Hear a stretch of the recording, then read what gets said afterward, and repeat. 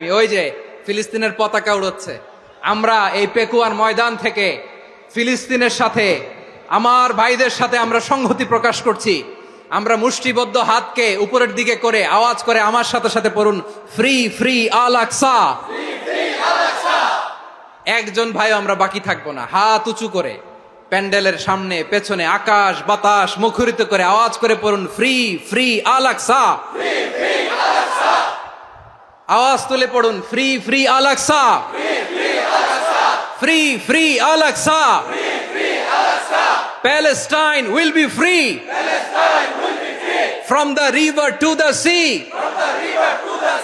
Palestine will be free.